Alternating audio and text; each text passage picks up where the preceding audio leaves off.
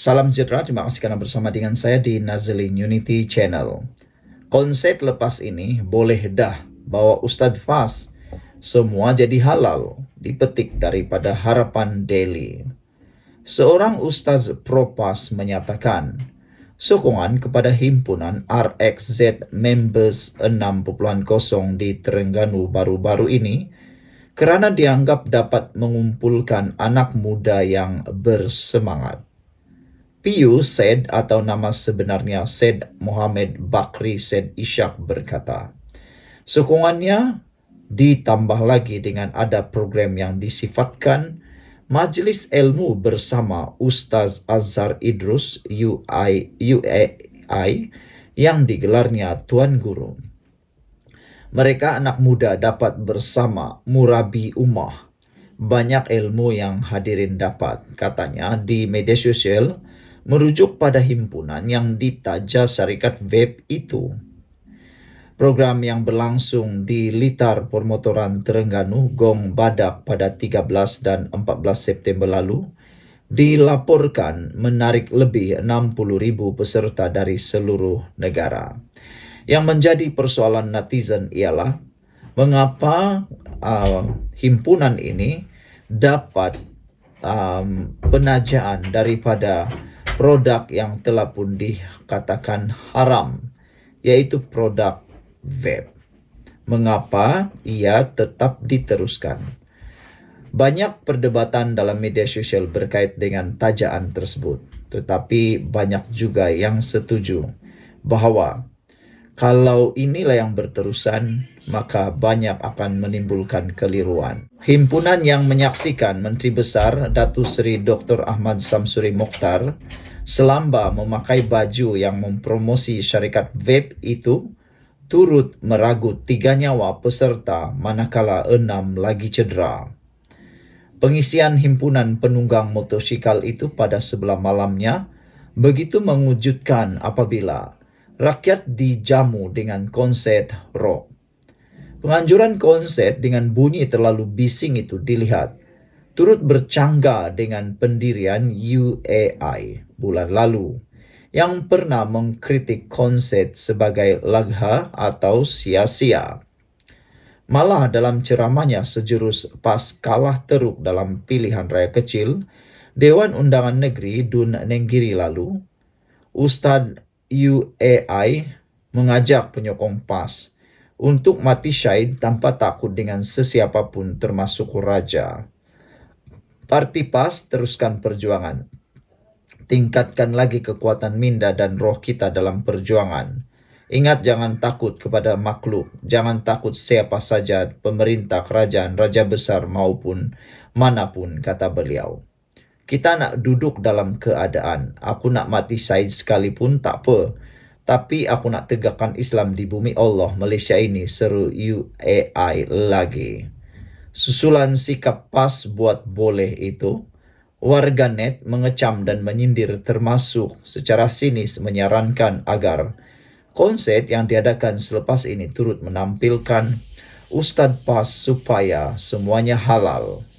Antaranya, pengguna X Arham American yang memberitahu pernah teruk dikritik penyokong dan Ustadz PAS kerana berpendapat refund perlu diberi jika konsert dibatalkan oleh kerajaan. Konsert atau mereka kata himpunan yang ditaja web diharuskan dengan syarat dibuat di negeri Islam, dihadiri murabi ummah, baru kita tahu, katanya lagi. Sekian untuk kali ini, jangan lupa tinggalkan komen Anda, tekan butang subscribe. Salam sejahtera, terima kasih kerana bersama dengan saya di Nazilin Unity Channel.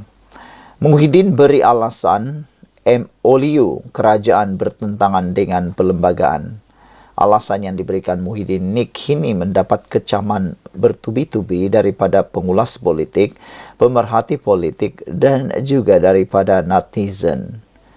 Kata beliau, semua rakyat yang cintakan negara harus menolak rangka memorandum persefahaman MOU antara kerajaan dan ahli parlimen PN, kata pengerusinya Muhyiddin Yassin. Muhyiddin menegaskan PN menolak MOU tersebut kerana kandungan yang menurutnya bertentangan dengan perlembagaan dan nilai-nilai masyarakat Asia.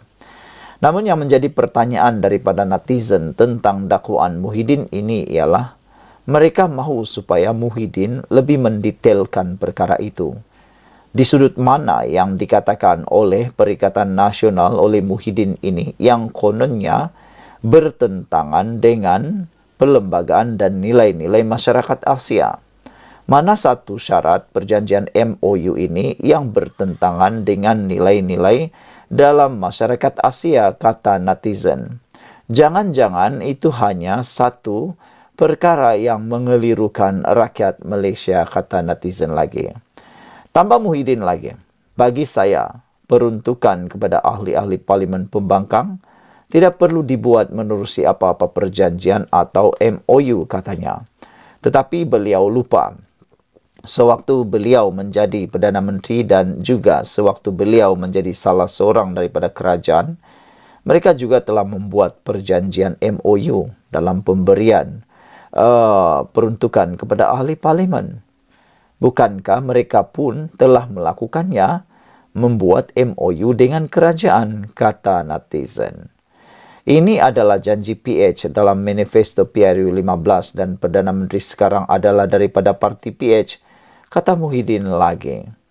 Kenyataan itu susulan tindakan timbalan Perdana Menteri yang kedua, Fadila Yusof, yang mewakili kerajaan dalam rundingan dengan PN mendedahkan kandungan MOU kepada umum selepas keputusan PN untuk menolaknya dan mengkritiknya secara terbuka.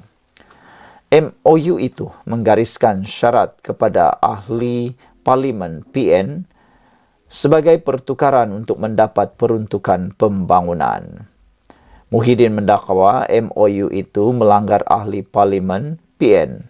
Muhyiddin mendakwa MOU itu melarang ahli Parlimen PN untuk bersuara mengenai isu kaum, agama dan Raja-Raja Melayu 3R, dan tindakan membangkitkannya dianggap sebagai menyebarkan kebencian. Kata Muhyiddin, ini tidak betul. Negara ini dibina atas kesefahaman antara kaum atau kontrak sosial yang kemudiannya menjadi sebahagian daripada perlembagaan persekutuan yang mempunyai peruntukan khusus mengenai hak-hak kaum, agama Islam dan Raja-Raja Melayu, katanya. Apa hak kerajaan PHBN untuk menghalang ahli-ahli Parlimen PN daripada memperjuangkan perkara-perkara yang telah termaktub di dalam perlembagaan persekutuan di Dewan Rakyat, katanya. Adakah kerajaan PHBN ingin memedam sejarah pembentukan Malaysia yang merdeka, meruntuhkan teras pembinaan negara bangsa yang aman dan harmoni, menafikan kedudukan istimewa orang Melayu dan Bumi Putra, serta hak-hak yang sah untuk kaum-kaum lain, dan menulis semula perlembagaan secara halus menerusi MOU ini? Soal Muhyiddin lagi. Muhyiddin turut mendakwa MOU itu mengandungi unsur yang bertentangan dengan nilai masyarakat Asia apabila menghalang ahli Parlimen PN membuat kenyataan yang mendiskriminasi mana-mana pihak sama ada atas dasar agama, kaum, atau apa-apa faktor identiti yang lain. Sekian dulu untuk kali ini. Jangan lupa tinggalkan komen Anda. Salam sejahtera, terima kasih kerana bersama dengan saya di Nazalin Unity Channel. Pendedahan demi pendedahan, sisi gelap GISBH mengejutkan seluruh rakyat Malaysia, terutamanya umat Islam. Kali ini, seorang bekas ahli GISBH pula mendedahkan 5 sistem berlawanan dengan negara, dan nombor 3 paling mengejutkan kita semua. Sebelum kita teruskan, jangan lupa tinggalkan komen Anda, tekan butang subscribe. Seorang bekas ahli Global Ikhwan Services and Businesses Holdings, GISBH, mendedahkan tindakan syarikat perniagaan itu mewujudkan sistem kehidupan sendiri yang berlawanan dari sistem dalam negara. Individu yang hanya dikenali sebagai Raja Suhaimi itu antara lain mendakwa setiap ahli GISBH dipaksa mencari dana untuk memenuhkan tabung jemaah atau syarikat walaupun perlu bekerja sepenuh masa tanpa dibayar gaji. Berikut 5 sistem diwujudkan GISBH yang berlawanan daripada sistem dalam negara. Nombor 1, sistem ma'asyah, keperluan menggantikan sistem gaji. Kerja siang malam kena buat macam-macam pekerjaan, kena overtime atau dihantar ke luar negara, tetapi tidak dapat gaji dalam bentuk duit. Mereka diberi makan, minum, tempat tidur, diuruskan perkahwinan sesama ahli. Banyak yang dizalimi daripada sistem ini. Lebih kepada sistem perhambaan. Orang atasan hidup mewah dengan rumah dan kereta yang super mewah. Orang bawahan nak berjumpa suami isteri pun kena tunggu giliran dan diaturkan. Nombor 2, sistem pendidikan cara jemaah. Pembelajaran dalam kelas hanya sekejap. Kadang-kadang tiada pun guru yang mengajar. Silibus pendidikan pun sendiri. Dalam kelas banyak diajar tentang pemimpin. Kelas tempat menanam ketaksuban. Pelajaran fardu ain hanya yang asas, kadang-kadang ulang benda yang sama sahaja. Kata-kata dan tulisan pemimpin jadi keutamaan dalam sesi pembelajaran. Selebihnya mereka akan disusun untuk kibrah atau pengalaman dan kemahiran. Diserapkan ke projek-projek syarikat. Sebab itu, ada yang berumur 13 tahun, sudah bekerja di kilang atau primis. Ada yang kena kibrah keluar dari primis, seperti mengedar makanan, majalah, dan sebagainya. Bahkan, ada yang dihantar berkibrah ke Sabah, Sarawak sejak umur seawal 14 tahun. Kanak-kanak mereka diletakkan di asrama atau di rumah-rumah amal, dan pertubuhan kebajikan di bawah kendalian mereka. Nombor 3, sistem perkahwinan. Dipanggil nikah syariah. Kononnya nikah dalam jemaah lebih sah dan diberkati. Kerana wali yang menikahkan adalah mukmin sejati dan bukan orang luar yang fasik. Ada yang kadang-kadang sudah mengandung beberapa bulan baru pergi buat urusan legal dengan Jabatan Agama Islam. Sebab itu, ada yang sampai berbinkan Abdullah, terutamanya yang berpoligami. Berkahwin dan bercerai semuanya atas arahan pemimpin dan jemaah. Bahkan, pernah satu jemaah diarahkan bercerai beramai-ramai dalam satu majlis. Kononnya proses didikan sang mujaddid. Istri atau suami serta anak-anak yang telah keluar dan mengkritik kesalahan dan kemungkaran jemaah akan dipisahkan daripada pasangan dan keluarga mereka. Ada yang dibawa lari ke luar negara. Sistem ekonomi. Projek-projek perniagaan adalah assignment untuk ahli setiap zon-zon dan negeri.